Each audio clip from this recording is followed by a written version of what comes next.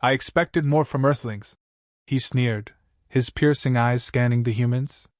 But what can one expect from a species that knows nothing of real war? A ripple of discomfort passed through the human delegation. They had heard of the Zarklan, an ancient, war-hardened race that had conquered entire star systems. Their war machines and strategies were feared across the galaxy. To be in their presence, much less to be mocked by them, stung deeply. Commander Reynolds, the highest-ranking human officer present, clenched his jaw but said nothing. He knew they were outmatched in experience, and a reckless retort would only worsen the situation. General Thrakis continued, his voice booming in the hall. You Earthlings, so small, so fragile. Your wars are nothing but skirmishes compared to the battles we've fought. You think you know warfare? He let out a guttural laugh, echoed by his officers. As the insults piled on, one man stood apart from the human officials.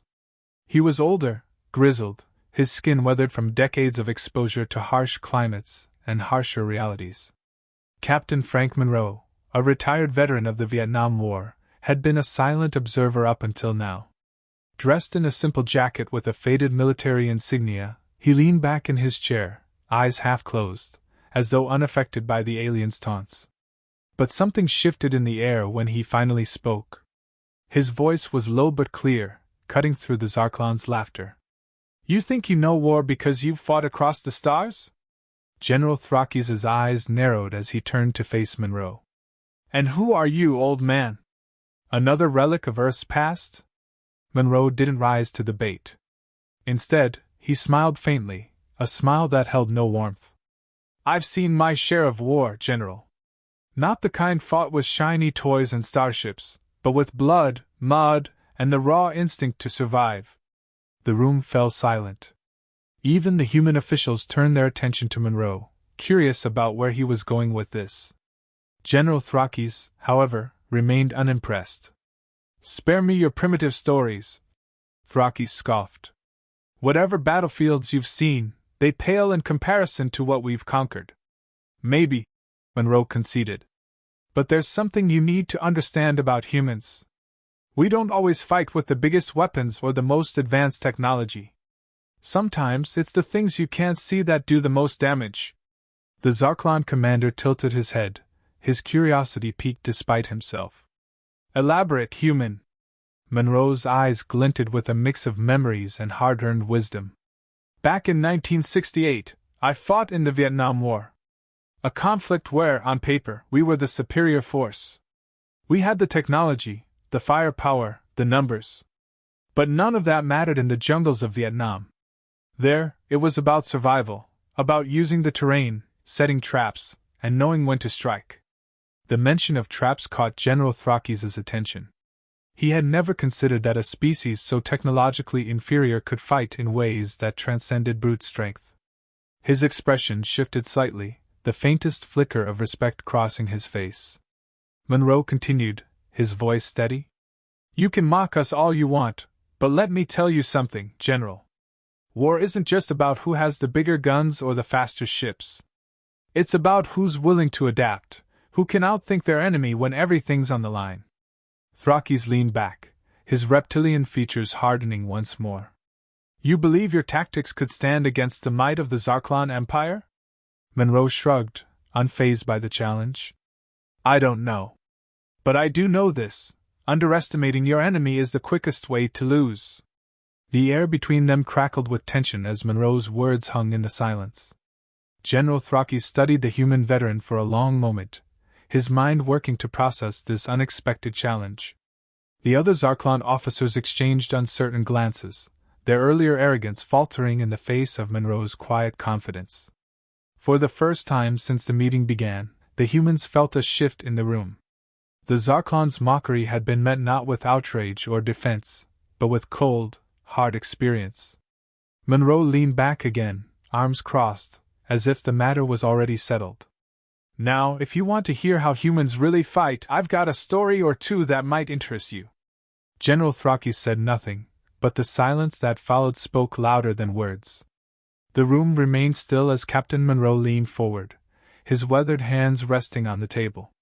His voice took on a more deliberate tone, drawing the attention of everyone in the chamber. Vietnam was not about brute force, Monroe began. It was about outlasting your enemy. The jungle was thick, humid, and unforgiving. Every step was a gamble.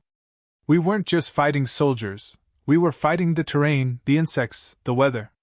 You didn't win through strength, but by being clever, by knowing how to use the land. General Thrakis, despite himself, was listening intently. The idea that a war could be decided by something other than technological superiority intrigued him. Zarklan warfare was precise, mathematical. There was no room for chaos in their battles. Monroe, however, was describing a battlefield that sounded like a living nightmare. Monroe's gaze moved slowly across the room, locking eyes with each alien officer before continuing. Our enemy, the Viet Cong, knew that they couldn't match us in firepower. So they fought with what they had, knowledge of the land, and an unbreakable will. They turned the jungle into a weapon. They blended into the trees, vanished into the shadows, and struck when you least expected it. Monroe gestured toward the floor, illustrating the hidden dangers that lurked beneath. They dug tunnels, miles and miles of them, right under our feet. You could walk over a patch of grass 1 minute, and the next disappear into the ground. Their tunnels weren't just hiding places. They were ambush points, supply routes, escape paths. We never knew where the next attack would come from. Thrakis' brow furrowed slightly. The Zarklan had always relied on overwhelming their enemies, making sure they could never regroup. But this was different.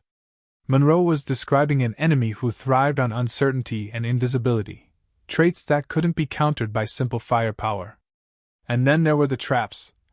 Monroe continued, his voice growing harder. Simple, effective, and deadly. Pitfalls with sharpened stakes, tripwires that triggered grenades or unleashed spiked logs.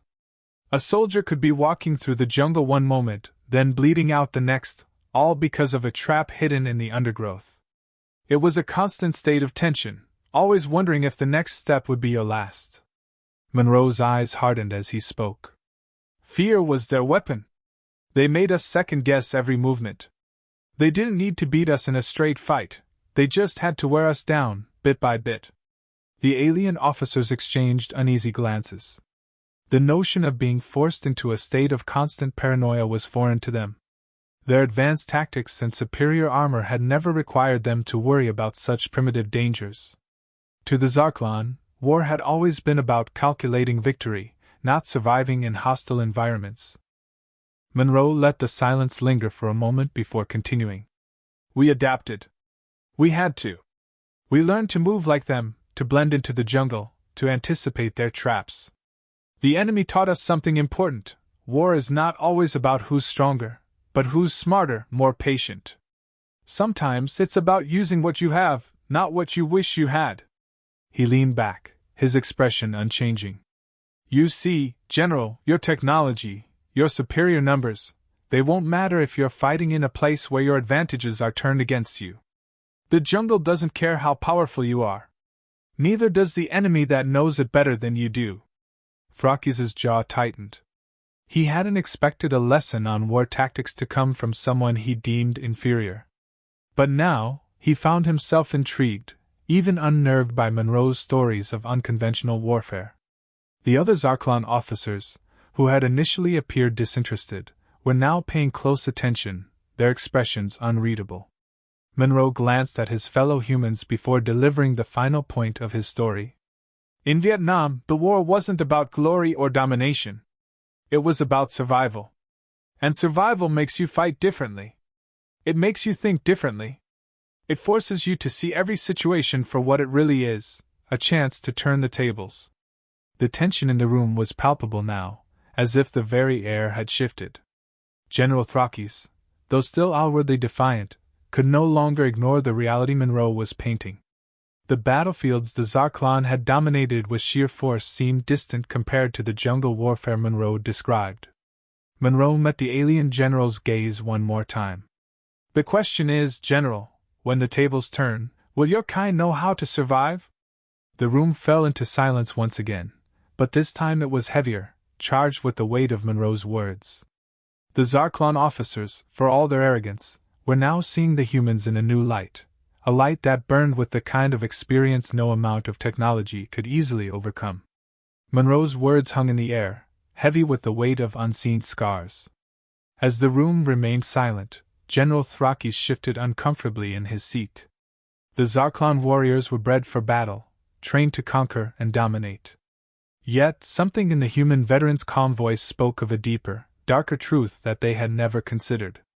War, as the humans understood it, wasn't just fought on the battlefield. It was fought within, in the recesses of the mind. The worst part of war, Monroe continued, his voice quieter now, as if speaking from somewhere far away, isn't the fighting. It's what it does to you after. Long after the last bullet's been fired, the war stays with you. It lives in your head, creeping into your thoughts, your dreams, until you can't escape it. Thrakis, sensing the shift in Monroe's tone, folded his arms across his chest, a sneer forming on his lips. You speak of weakness, human. The strong do not falter once the battle is over. Monroe's eyes darkened, a cold smile tugging at the corners of his mouth. That's where you're wrong, General. Everyone falters. Everyone feels the weight, no matter how strong they think they are. War isn't just about survival in the moment. It's about surviving after. For a moment, the room seemed to shrink, as if Monroe's memories were pulling everyone into his past. After Vietnam, I couldn't escape the jungle. Not in my mind. I'd wake up in the middle of the night, thinking I was back there, surrounded by enemies, waiting for the next attack. Every sound, a twig snapping, the wind rustling, sent me back. Even in the quietest moments, the war was never truly over. His gaze flicked to the Zarklon officers, who had grown silent, their expressions unreadable. You see, war changes you in ways you can't predict. You come back, but you're not the same. You carry it with you. The blood, the fear, the choices you had to make. It eats at you from the inside. Thrakis leaned forward, dismissing Monroe's words with a wave of his hand. The weak-minded crumble after battle. We do not. Our kind thrives in conflict. There is no weakness in us, human. Monroe met his gaze, unflinching. That's what I thought, too. Until I saw the men I fought alongside fall apart, not from the fighting, but from what it did to their minds. I saw strong men, men who could take down an enemy with their bare hands, destroyed by memories. It's not about weakness. It's about humanity. It's about what happens when the killing is done, and you're left alone with your thoughts. His words were quiet but laced with a gravity that couldn't be ignored. Even the Zarklon, who prided themselves on their ruthlessness, began to shift uncomfortably. There was something unsettling about the way Monroe spoke, as if he wasn't just recounting his experience but warning them of a truth they'd never faced. Monroe leaned back, the chair creaking under his weight. We humans, we pay a price for war. A price that doesn't end when the fighting stops. That's why our tactics are different, why we fight the way we do. We know that the real battle, the one that matters, isn't just about who survives on the field. It's about who survives after. A tense silence filled the room. The Zarklon officers, so sure of their superiority, were now faced with an aspect of war they had never considered. War, to them, was a series of victories, a way to expand their empire and crush their enemies. But Monroe was speaking of something far more complex, something they didn't understand, the cost of survival, the toll it took on the soul. Monroe's eyes softened, though his tone remained steady. You don't just fight with your body, General. You fight with your mind. And when your mind is at war, it leaves marks. Marks that never fade. Thrakis, visibly unsettled, struggled to maintain his air of superiority. You speak of emotions, human. We do not let emotions dictate our battles. Monroe gave a slight nod, as if he'd expected that response. Maybe not now. But one day, when the wars stretch on and the victories pile up, you'll understand. You'll see that war isn't just about what you conquer. It's about what it takes from you. The room remained quiet, the weight of Monroe's words sinking in. The Zarklon, though proud, seemed less certain now. Monroe's tale wasn't one of triumph, but of endurance, of surviving more than just the enemy. It was a story they hadn't anticipated, and one they didn't know how to counter. Monroe's gaze held steady, his voice final. The battlefield leaves scars, General. Some you can see. Others you can't. The room felt different now. The air had changed, heavy with the weight of what Captain Monroe had shared. The Zarklon officers, once confident and indifferent, now sat in a stunned silence. General Thrakis, who had led the mocking earlier, was now motionless, his eyes fixed on the human veteran as if seeing him for the first time. For a moment, no one spoke. The only sound was the soft hum of the ship's systems, a stark contrast to the mental storm that brewed in the minds of the Zarklon. They had come to this meeting expecting to humiliate the humans, to remind them of their supposed inferiority in war. But instead they had been given a glimpse into the true nature of combat, a reality they had never considered. The battles they fought were nothing like the wars Monroe had described. In their worlds, soldiers won or died, but they never carried the battlefield within them, never felt its grip long after the fight had ended. Monroe remained composed, his eyes scanning the room. He could see it, the shift. These beings, once full of arrogance, were now grappling with something they could not control, the human spirit. He had shared his story not to prove superiority, but to show that war is not simply about strength or tactics. It's about endurance. And in endurance, the human race had no equal. Finally, General Thrakis broke the silence, though his voice had lost the bite it once carried. Your stories, they speak of a different kind of war than we have ever known. We crush our enemies with force, with technology, with precision. But you seem to fight with something else. Something more. Monroe leaned forward, folding his hands on the table. War isn't just about what you have. It's about how far you're willing to go, how much you're willing to sacrifice. We've learned that the hardest fights aren't always on the battlefield. Sometimes they're in your own mind, and that's a fight that never really ends. Thrakis' face tightened, and he glanced toward his officers. They were watching Monroe, no longer with contempt, but with something closer to respect. The shift in their demeanor was subtle, but undeniable. Monroe had said something that had pierced their pride. The Zarklon had never known what it was like to fight an enemy who could not be crushed, who adapted and endured against all odds. One of the younger officers, his voice hesitant, spoke up. If your wars are so brutal, why do you keep fighting? Why not surrender when the cost becomes too great? Monroe smiled, though there was little humor in it. That's just it, isn't it? Surrender isn't in our nature. When we fight for more than just victory. We fight for survival. For the people we love. For the future we want to build. Surrender means giving up all of that, and we're not willing to lose what matters most. The officer's eyes flickered with something, understanding, perhaps. The Zarklon had never faced an enemy like this before. They had always believed in conquest, in overwhelming their opponents. But Monroe was describing something far more dangerous, a species that didn't need to be the strongest or the most advanced to win. A species that could outlast, outthink, and outfight even the most powerful adversaries. General Thrakis shifted in his seat, his eyes narrowing as he tried to reconcile his previous beliefs with this new understanding. You speak as if your kind has something that others do not, he said, his voice low. But what is it, really? What makes humans so different? Monroe's gaze was steady, unwavering. We're survivors. We don't give up. Not when it's hard. Not when it's impossible. We find a way. Always. The silence that followed was different this time. It wasn't born of shock or confusion, but of consideration. The Zarklon were a proud species, but Monroe had shown them a side of war they had never imagined, a war that went beyond weapons and strategies, one fought in the depths of the human soul. General Thrakis, once disdainful, now nodded slowly, though his pride would not let him admit defeat outright. Perhaps there is more to your kind than we understood, he said carefully. We believed you to be lesser. But now I see that you are different. You do not break as easily as we thought. Monroe gave a small, respectful nod. We're not invincible, General. We bleed, just like anyone else. But we don't stop. That's what makes us dangerous. Thraki stood, signaling the end of the meeting. His officers followed suit, still processing what they had heard. Monroe remained seated, watching as the Zarklan filed out of the room, their arrogance tempered, their assumptions shattered.